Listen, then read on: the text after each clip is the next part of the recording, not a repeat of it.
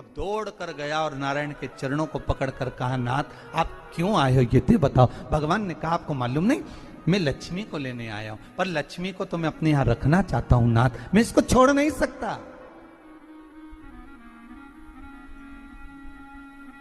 मैं लक्ष्मी जी को छोड़ नहीं सकता, मैं इनको लेकर जाऊं। किसान रोने लगा। तब भगवान नारायण ने धनतेरस की पूजन का महत्व समझाया। तब भगवान ने धनतेरस की पूजन का महत्व समझाया। सुनो किसान, मृत्यु लोक में रहने वाला मानव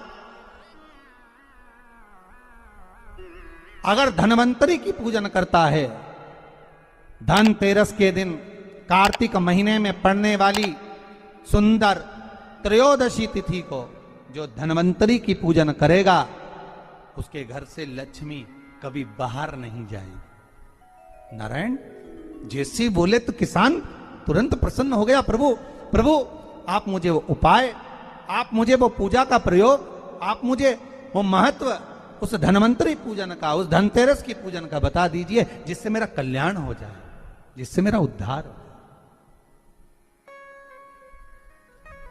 भगवान विष्णु बोले, किसान सुनो, ये धनवंतरी मेरा ही एक अंश होता है। जैसे मेरे हाथ में शंख चक्र गदा पद्म सब धारण करा हुआ हूं, उसी तरह धनवंतरी का स्वरूप का यदि आप दर्शन करेंगे, आप धनवंतरी के चित्र का अगर दर्शन करेंगे, तो एक हाथ में उनके भी चक्र है, एक हाथ में उनके शंख है, एक हाथ में उनके औषधि है, एक हाथ में उन्हें अमृत का कलश है, और भगवान स्वयं नारायण का अंश प्रकट हो रहा है। बोल धनवंतरी भगवान की, धनवंतरी भगवान की। कहते हैं धनवंतरी भगवान का प्रागट्य जब हुआ था, तो भगवान शंकर ने धनवंतरी देव को देखकर कहा, वाह रे प्रभु वाह, क्या सुंदर स्वरूप धारण कर कर आए हो। प्रभु जब मेरे लिए विष लेकर आए थे तब एक आनंद दूसरा था, पर आज अमृत लेकर आए हो, उसका आनंद दूसरा है। बहुत अलग अलग बातें महाराज। शिव महापुराण की कथा कहती है, दो तरह की वाणी होती है, एक में आपने क्रोध कर दिया, अपशब्द कह दिया, ताना दे दिया, गालियां दे दी, और एक शब्द अमृत का मीठा बोल दिए, प्रेम की वाणी बोल दी, उसका एक आनंद दूसरा है, उसका एक संबोधन दूसरा है। एक विष लेकर आ रहा है, एक अमृत लेकर आ रहा है। शिव जी कहते हैं जो अमृत लेकर आ रहा है उसका आनंद ही दूसरा है, उसके चेहरे की चमक ही दूसरी है। भगवान विष्णु कहते हैं, सुनो किसान, मैं आपको धनवंतरी पूजन का विधान बताता हूं। भगवान कहते हैं, किसान सुंदर कृष्ण पक्ष की त्रयोदशी को कार्तिक के महीने में धनवंतरी देव का पूजन, धनतेरस का पूजन माना जाता है। सुनो किसान, एक सुंदर भूमि पर देसी गाय का गोबर से लीपन कर कर, अगर गाय का गोबर ना मिले, सुंदर जल से लीपन कर कर, वहां एक सुंदर चौक को पूर कर, आप सभी को ज्ञात होगा कि चौक पूरने में रंगोली का प्रयोग नहीं होता। आप लोगों को मालूम होगा चौक पूरने में आटा और हल्दी का प्रयोग होता है। काय का प्रयोग होता है? आटे और हल्दी का प्रयोग। आटे हल्दी का प्रयोग क्यों होता है? क्योंकि आटा समृद्धि को बढ़ाता है, लक्ष्मी वैभव को बढ़ाने वाली हल्दी होती है। इसलिए जब चौक पूरा जाता है भूमि पर, तो चौक पूरते समय आटा हल्दी का प्रयोग करते हैं। थोड़ा सा चावल का दाना या गेहूं का दाना रख दिया जाता है, उसके ऊपर एक सुंदर चौकी, एक चौरंग, एक पाटा रख दिया जाता है।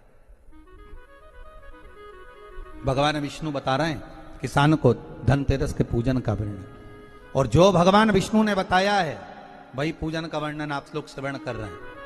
आज धनतेरस है, आज धनतेरस का प्रयोग कर पूजन करें, और शिव महापुराण के इस भाव को, विष्णु पुराण के इस भाव को, स्कंद पुराण के इस भाव को आप धारण करें, और जो विधान भगवान विष्णु बता रहे हैं उसके हिसाब से, उसके अनुसार आप लक्ष्मी का पूजन, धनतेरस का पूजन करें। चौकी लगाएं, चौरंग लगाएं, पाटा लगाएं, उस पाटे पर एक सुंदर लाल वस्त्र धारण करा दें, लाल वस्त्र बिछा दें। एक थाली लें, उस थाली पर कंकु से, रौली से, कुंकू से गिला कर स्वस्तिक का निर्माण कर दें। स्वस्तिक का निर्माण कर घर में अगर चांदी का सिक्का हो, अगर चांदी का सिक्का नहीं हो, चांदी का कॉइन नहीं हो, तो अपने घर का 1 का सिक्का, 2 का सिक्का, 5 का सिक्का, 10 का सिक्का, जो भी आपके घर में हो वो कॉइन ले लें महाराज, उसको थाली के अंदर रख दें स्वस्तिक के ऊपर।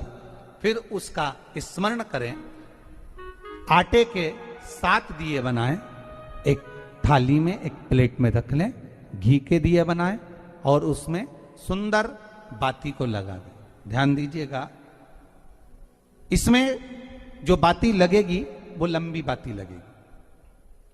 लक्ष्मी जी की पूजन में जितनी भी बाती लगे वो लंबी लगे।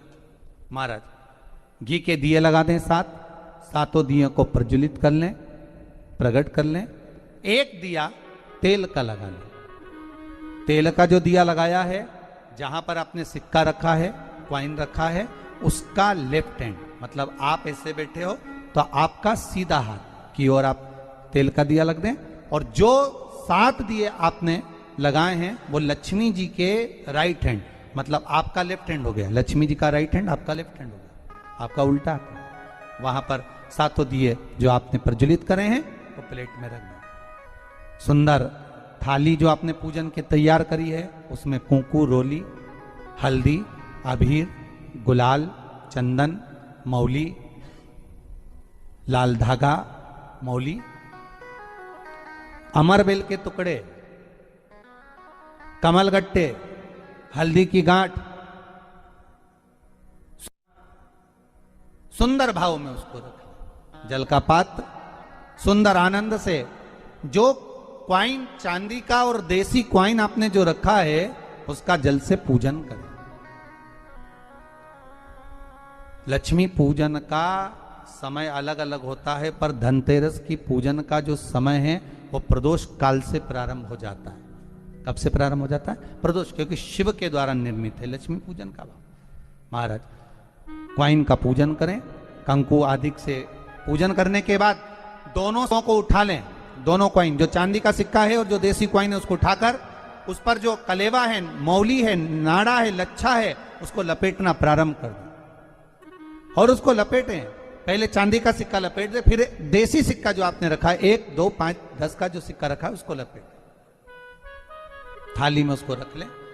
फिर वापस उस पर जल का छींटा देकर उसका पूजन करें।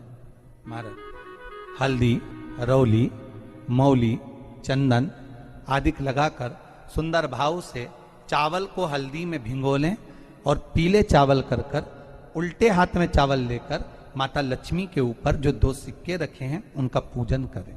साथ में जब चावल छोड़ते जाएं तो गणेश जी का भी स्मरण करते जाएं। हे रिद्धि सिद्धि के दाता श्री गणेश जी महाराज, आप हमारे यहाँ पर सदा माता लक्ष्मी को लेकर, कुबेर भंडारी को लेकर सदा विराजमान रहें, नारायण को लेकर सदा विराजमान रहें। चावल छोड़ते जाएं और बाबा से विनती करते जाएं, माता लक्ष्मी से निवेदन करते जाएं, भगवान शिव का स्मरण करें, भगवान नारायण का स्मरण करें, माता लक्ष्मी का स्मरण करें, रिद्धि सिद्धि के दाता भगवान श्री गणेश जी महाराज का स्मरण करें, छोड़ते जाएं। जब चावल पूर्ण छोड़ देवें, पूजन पूरी तरह से हो जाए, तब महाराज 7 सुंदर आनंद से अमरबेल के टुकड़े, अमरबेल वृक्ष पर एक पीले कलर की बेल चलती है, पीली, उसमें पत्ते नहीं होते, वो किसी भी वृक्ष पर डली रहती, वो अमरबेल कहलाती। ये अमरबेल लक्ष्मी पूजन में, समृद्धि के लिए, मकान के मुहूर्त के समय पर, गृह प्रवेश के समय पर बहुत कार्य आते हैं। महाराज ये अमरबेल को पानी की जरूरत भी नहीं पड़ती, आप रूप किसी वृक्ष पर डाल दी जाए वो अपने आप फलती चली जाती है। उसी तरह हमारे यहां भी हम भगवान से यही प्रार्थना करते, जैसे अमरबेल बिना पानी पड़े भी किसी भी वृक्ष पर डाल दी जाए पनपती जाती है, बढ़ती चली जाती है, ऐसे हमारे घर में बेभव लक्ष्मी बढ़ती जाए। अमरबेल के 7 टुकड़े कमल गट्टे 7, हल्दी की गठान 7 माता लक्ष्मी को समर्पित कर दें। दोनों हाथों में हल्दी पिसी हुई लीजिए और माता लक्ष्मी के ऊपर उसे चढ़ाना प्रारंभ कर दीजिए। 7 बार पिसी हुई हल्दी वो सिक्कों पर चढ़ा दें, अपनी मनोकामना कर कर अपने घर में माता लक्ष्मी को विराजमान करने के। जब हल्दी पूर्ण चढ़ जाए, हाथ में कुंकू ले लीजिए, रोली ले लीजिए, उस रोली कुंकू को भी माता लक्ष्मी को समर्पित करिए। तब इसके पश्चात सुंदर जो भी घर में मिष्ठान हो, मीठा हो, नहीं हो, शक्कर हो, गुड़ हो, मिश्री हो, जो भी आपके पास में हो, खड़ी शक्कर हो, वो भगवान को माता लक्ष्मी को भोग रख दीजिए। अगर कुछ मीठा बना हो तो मीठा रख दीजिए। महाराज घर में संपूर्ण पूजन कर कर आपके घर में जो देवालय में भगवान बैठे हैं उनका भी पूजन करिए। पूजन करने के पश्चात आप माता लक्ष्मी से निवेदन करिए, हे माँ आप हमारे यहाँ सदा विराजमान हो। महाराज ये जो पूजन है भगवान विष्णु जो बता रहे हैं किसान को, ये 5 दिन की पूजन है पूरी। आज कौन से दिन का पूजन बता रहे हैं? पहले दिन का। आज धनतेरस से रूप चौदस, अमावस्या, एकम और दूज, ये 5 दिन तक दीपावली का पर्व मनाया जाता है, दीप महोत्सव मनाया जाता है। पूजन करने के बाद जो 7 दिए आपने प्लेट में रखे हैं, थाली में रखे हैं पूजन के लिए, घी के उन 7 दियों से माता लक्ष्मी की आरती उतारिए।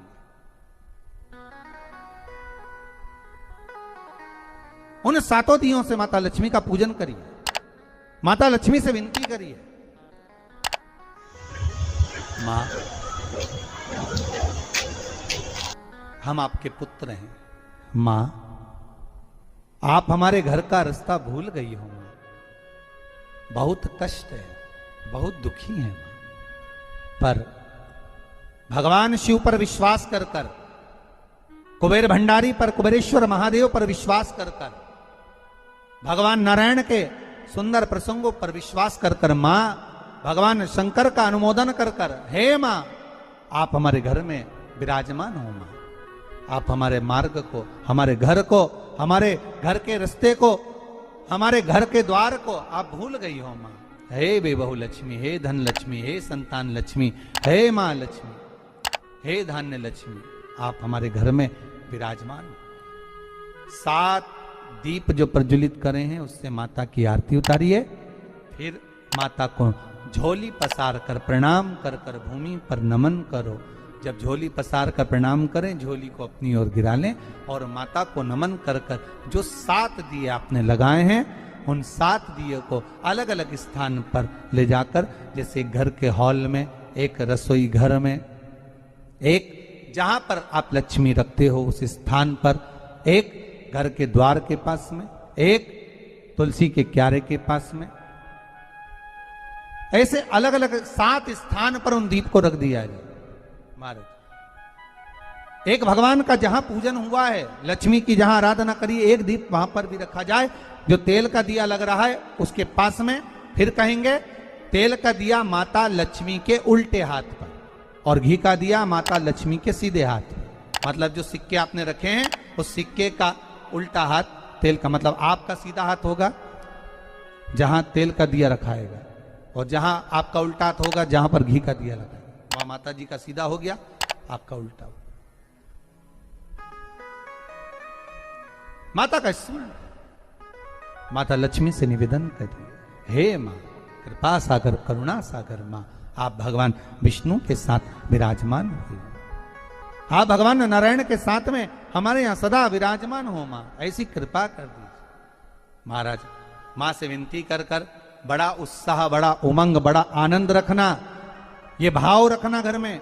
भगवान विष्णु कहते हैं किसान से, हे किसान आपने अगर धनवंतरी की पूजन करी है, धनतेरस की पूजन करी है, कोई वस्तु, कोई सामग्री अगर आप लेकर आए हो, कोई पात्र लेकर आए हो, कोई तांबे का पात्र लाए हो, जो भी वस्तु आप नहीं लेकर आए हो उसका भी पूजन उसी दिन कर लेना चाहिए।